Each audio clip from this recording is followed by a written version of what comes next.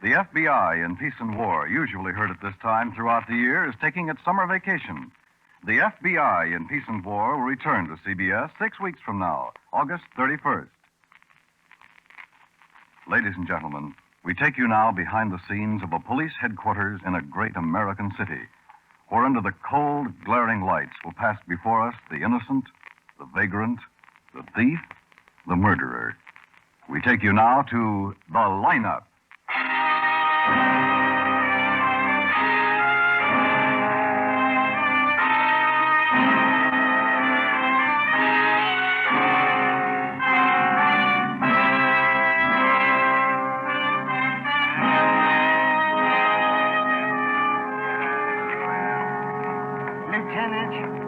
Are you sure it's all right? Don't worry about a thing, Mr. Hardesty. I just don't want anything to happen to me. I've got a family. Just identify the man you saw holding the gun. We'll see that nothing happens to you.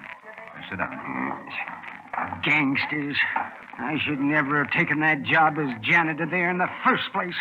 A suite of offices. A nest for gangsters. You should have thought about that. May I have your attention, please? You people out there on the other side of the wire, may I have your attention, please? Thank you. My name is Greb, Sergeant Matt Greb. I'll explain the lineup to you. Each of the suspects you will see will be numbered. I'll call off a number, their name and charge. If you have any questions or identifications, please remember the number assigned to the prisoner as I call his name. At the end of the line, when I call for questions or identifications, call out the number.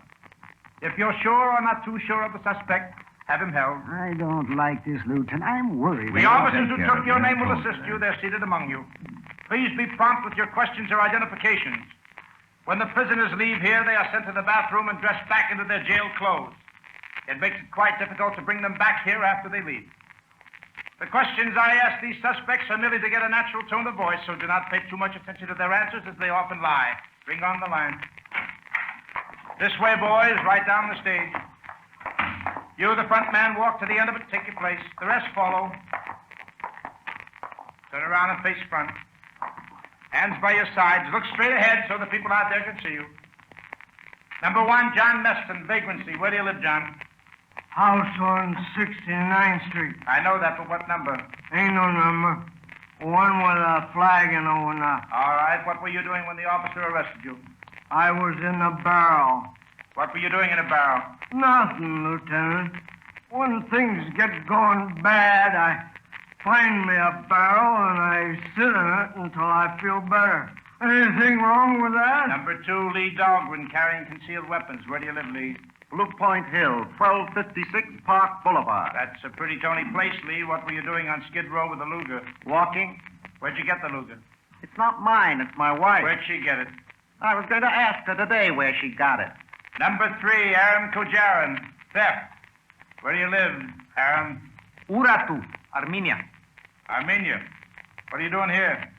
Getting ready to go back to Uratu, Armenia. What were you doing when the officer arrested you? Practicing my profession like so I had in Uratu, Armenia. What's your profession, Aram? Pickpocket. Number 4, Eddie Gaynor, suspicion of murder. Where do you live? Wherever you led me. Number 4. Mr. Harris. Number 4. All right, Sergeant. Turn sideways, Eddie. Okay. This is sideways. Again, so your back is to the audience. Again, sideways. Front, Eddie. Is this man identified? How about it, Mr. Hardesty? Number 4.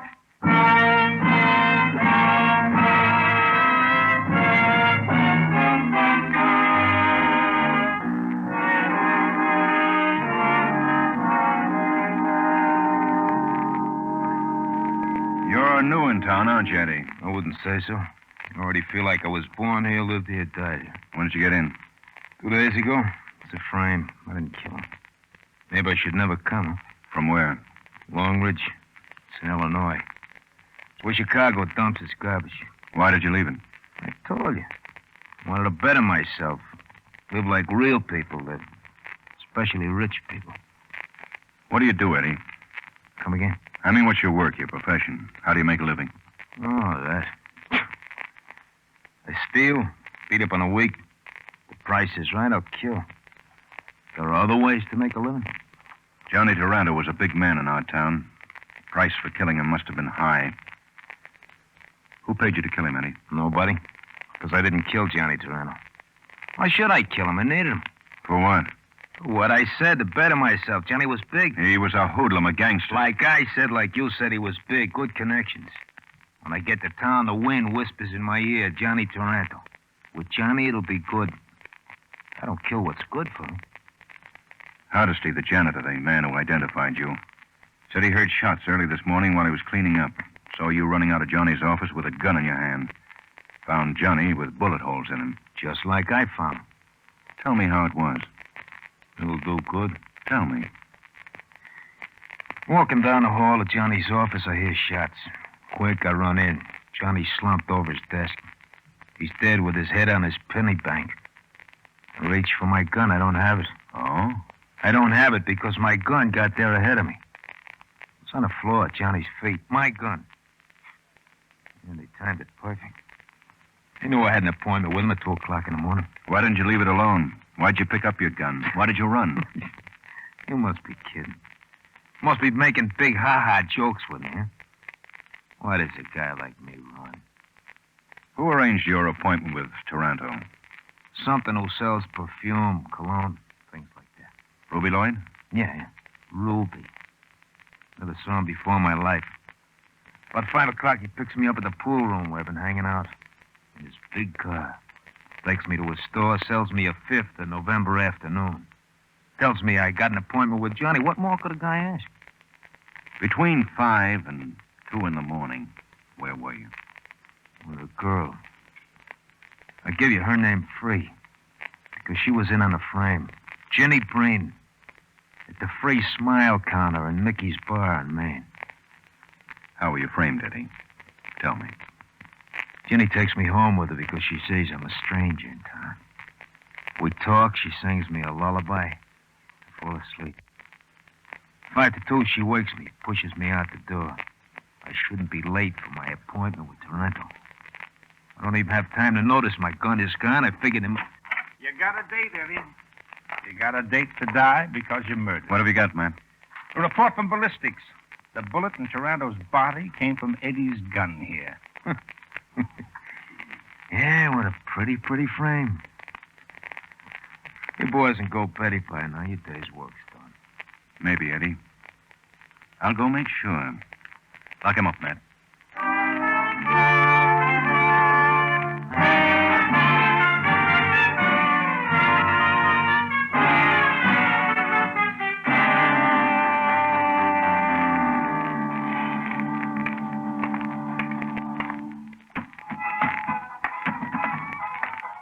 You drinking what, mister? Scotch, Johnny Walker.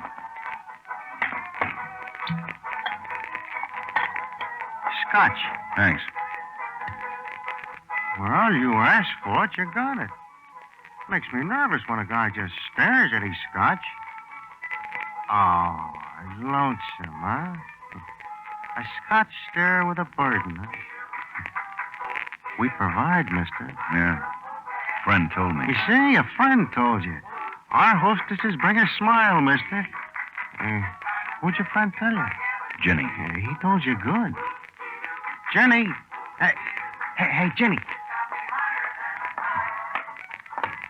A friend told this lonesome man there was a girl, Jenny, here. Hello. He poured that drink for you, Jenny. Uh-huh. Well-charred keg. Enjoy each other. Yell loud and clear when you want more. I said hello. Yeah, I know. I'm trying to think of a clever answer. Forget it. I was just thinking, Forget Jenny. that, too. Still a young evening. Give me a nickel, huh? All right. Here.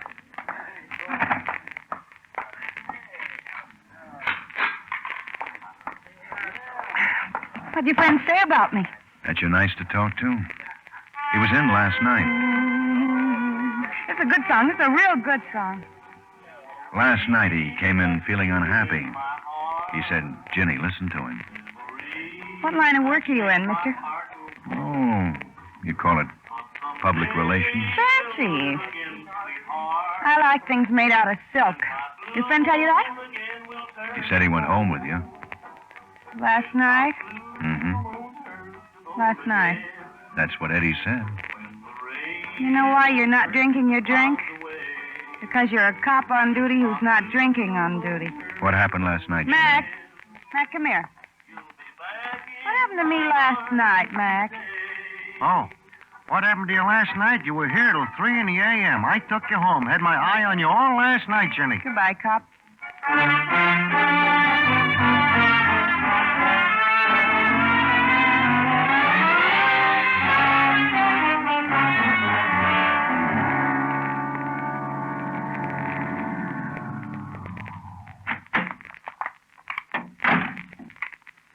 And Ben.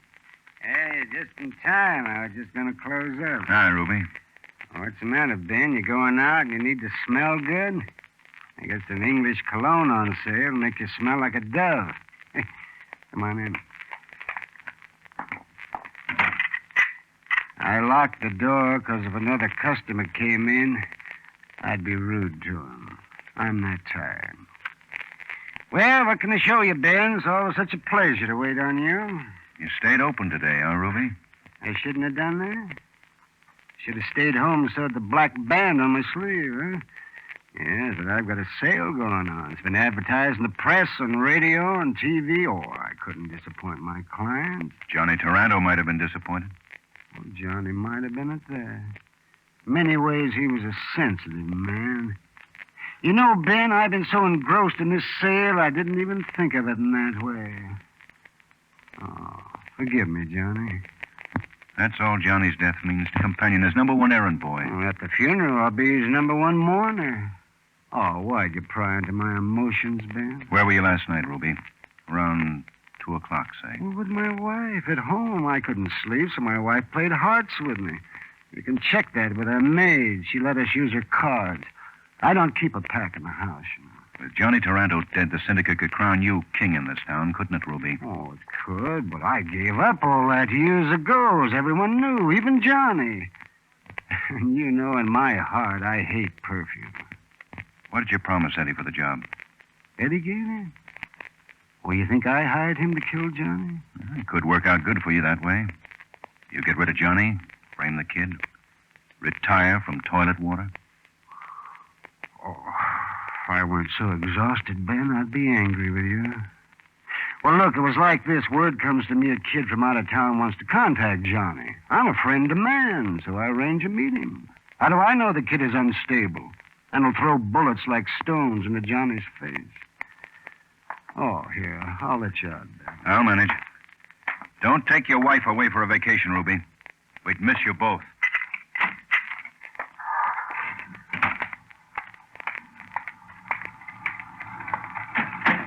Just got a call, Lieutenant. Homicide. Where, Faraday? Alley between Maple and Truth, 23rd Street, 3 blocks away. Red light siren. Let's go. Yeah.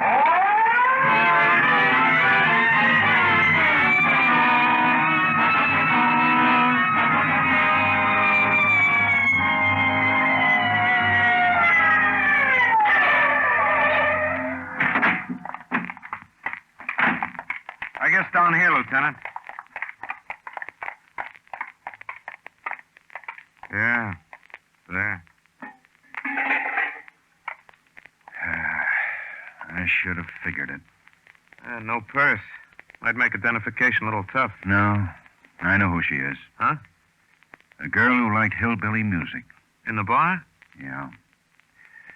Call them all, Faraday. Tell them to come to an alley and pick up Ginny Breen.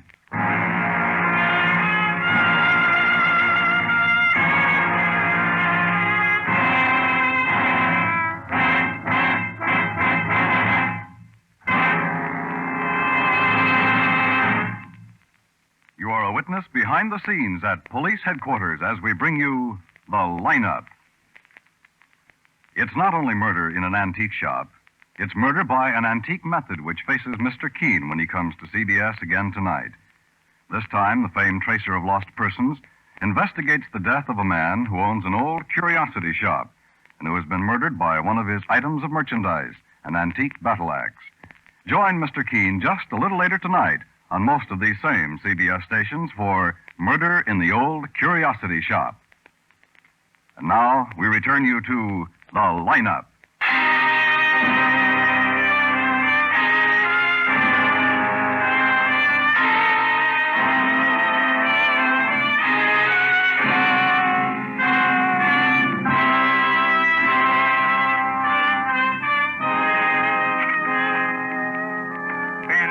Yeah, Matt, come in.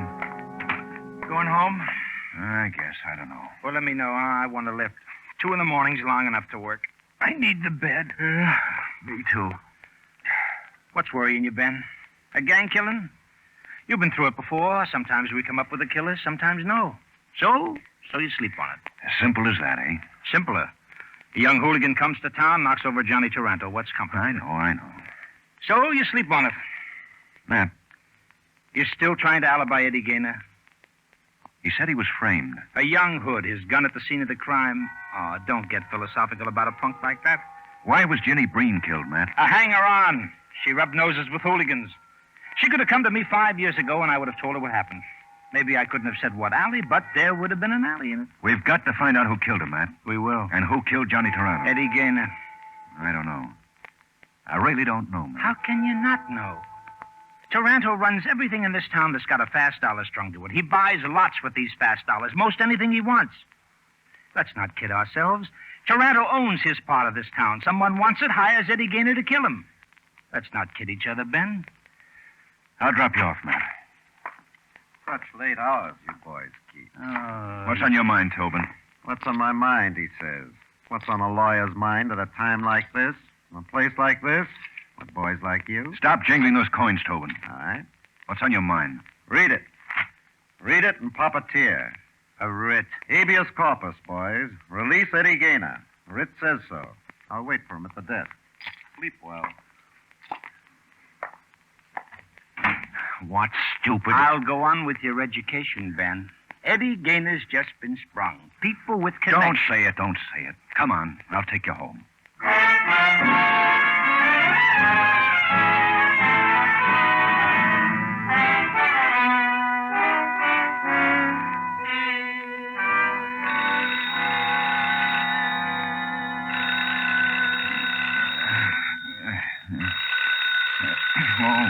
All right.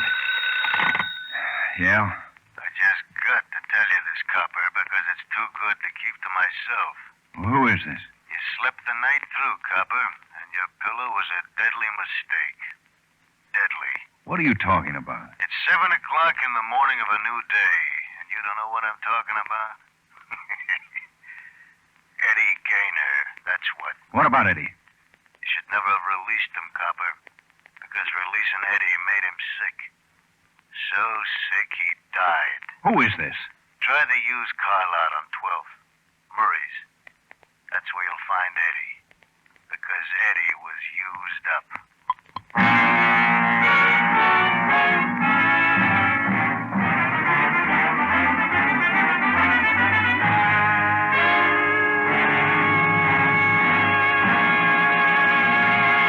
You know, I'm glad you came for him. That corpse had me going there for a while. Oh? Yeah, I walked into my lot. I'm Murray of Murray's Used Cars. Your name, please, sir? Ben Guthrie. Thanks, Mr. Guthrie. I take your name because it is unknown when you might be in the market for a used car. I know your name. It's like you're dealing with an old friend. You found him like this? Just the way you see him sitting there in the front seat, like he was real, like he was admiring the dashboard of this luxurious bargain in a used car. I helloed him, went into my spiel. You couldn't tell he was dead? Well, now, I tell you, Mr. Guthrie, some of the suckers I get in here, it's hard to tell. But this one looks so sold. I thought he was alive and intelligent. Why, I even handed him my ballpoint fountain pen. This man's Eddie Gaynor. Why didn't you call the police? Well, finding a dead man all shot up in one of your better used car bargains, that takes a little mulling over, friend. After I mulled, I was going to call you for sure. Honest. You say this man's Eddie Gaynor I've been reading about in the paper? Well, what do you know? Well, what do you know about that?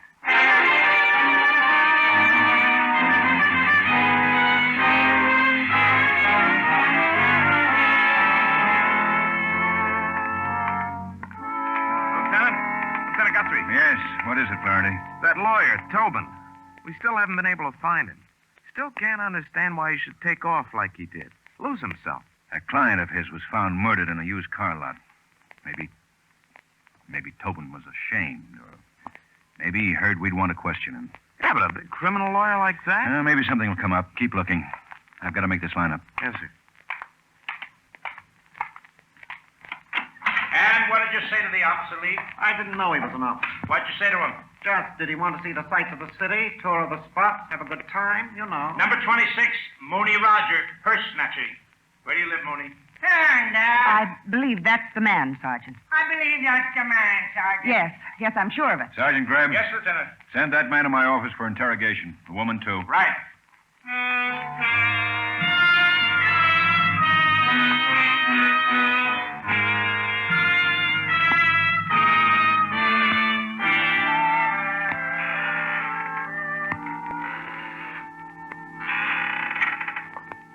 Hi, Lieutenant. Oh, come in, Florence. Sit down. Mooney will be here in a minute. Do I look awful? These clothes fit me like a bag. Oh, I can't help it, Lieutenant. I felt conspicuous all during that lineup. Oh, it'll pass. You're getting to be a good policewoman, Florence. I did good, huh? You're dead, Mooney? Just fine. I want to tell you, miss, when you're off duty, not being a policewoman, hold on to your purse tighter. There's guys like me for real on the streetcars. What have you got, Mooney? I'm a good stoolie, huh? Yes, I told you. The lady, the miss, does she think... Mooney, you're good, Stoolie. Yeah. It's clever the way I arranged for the cops to pick me up so the boys won't know my true profession, so I can stay alive. So much shooting lately. Yeah. What have you got? You're looking for a lawyer, Tobin. Mm-hmm. I got a friend. Runs a Ferris wheel at the Bayshore Park. He's got a little room underneath the hotel. There, huh? You might try there, Lieutenant. Once Tobin did my friend a big favor. Larceny rap. You might try there. You're a good stoolie, Mooney. Yeah.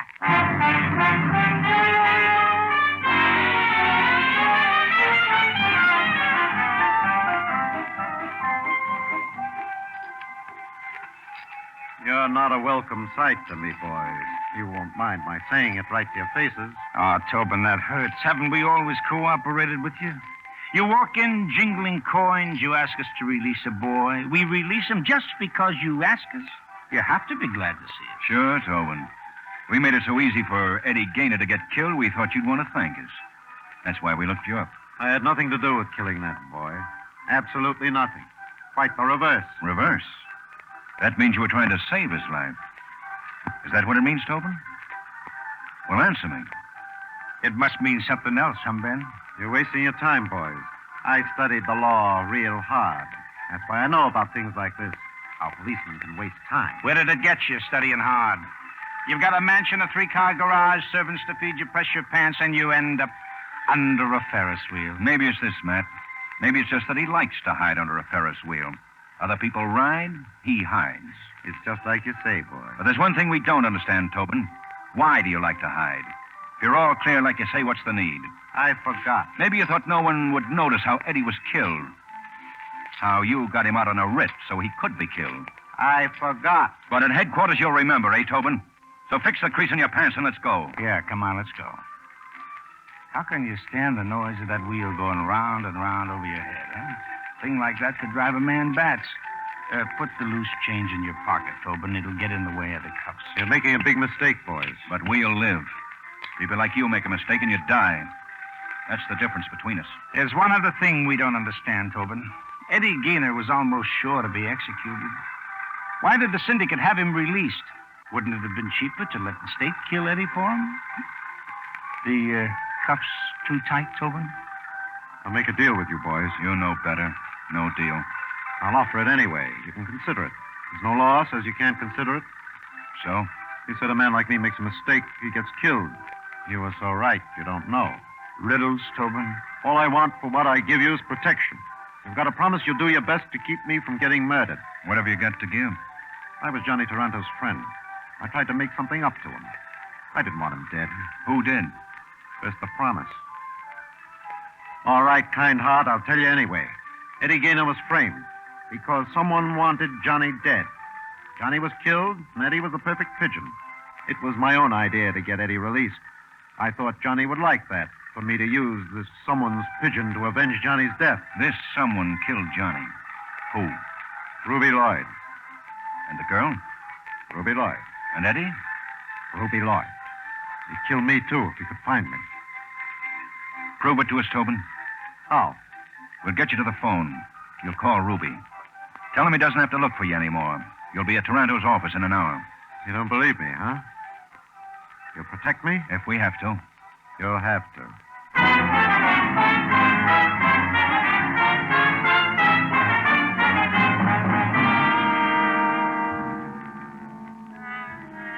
You sure you'll be all right, Ben? Oh, I like it here, Matt. I like Taranto's swivel chair. No squeaks. Air foam. It's got a rich feel about it. How do you open a penny bank? Taranto's penny bank. How do you... Oh, no, never mind. I got it. I don't get it. I thought I was going to be... The pigeon? Look, Ben, what do you want to be, a hero? Ruby Lloyd expects to meet Tobin here, doesn't he? I just want to surprise him. I didn't realize that you Take boys... him out of here, Matt. Hold him on a... Well, he'll tell you what to hold him on. An open charge will make it. Take me away, officer. You sure, Ben? On your way out, turn out the lights. All right. See you, Ben.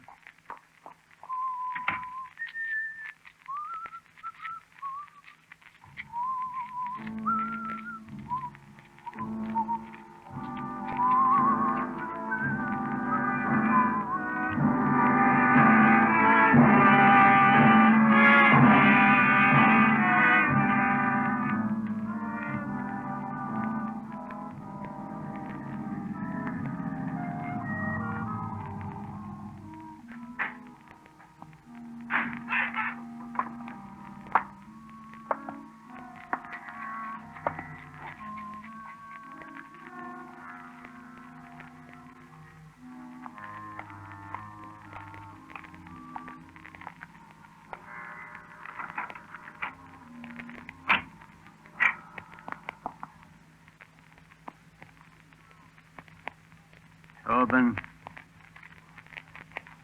Tobin? You here?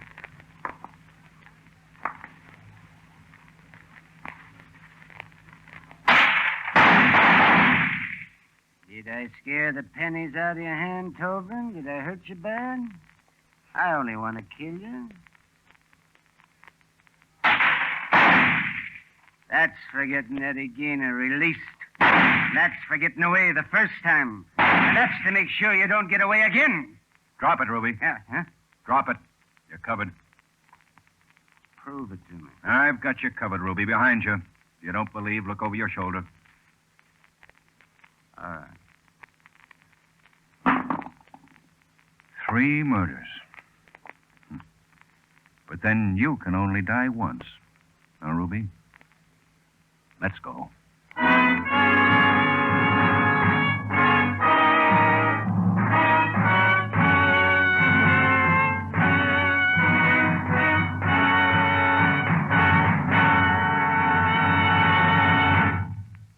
The Lineup was produced and directed by Elliott Lewis, written by Morton Fine and David Friedkin, and stars William Johnstone as Lieutenant Ben Guthrie and Wally Mayer as Sergeant Matt Grebb. Music was composed and conducted by Eddie Dunstetter. Featured in tonight's cast were Virginia Gregg, Howard McNear, Junius Matthews, Edgar Barrier, Anthony Barrett, Paul Freese, and Clayton Post. The mysterious death of a man in Philadelphia in April of this year will be the unsolved murder case presented on CBS' new anti-crime show, Somebody Knows, tonight. And after the facts are presented, $5,000 reward will be offered again for clues you may have leading to arrest and conviction of the killer. Somebody knows a vital clue which has not yet come to light when these taken-from-life cases are presented each Thursday on most of these same CBS stations. Somebody Knows will be along just a little later tonight on CBS. This is CBS, where crime photographer solves the case on Thursday nights, the Columbia Broadcasting System.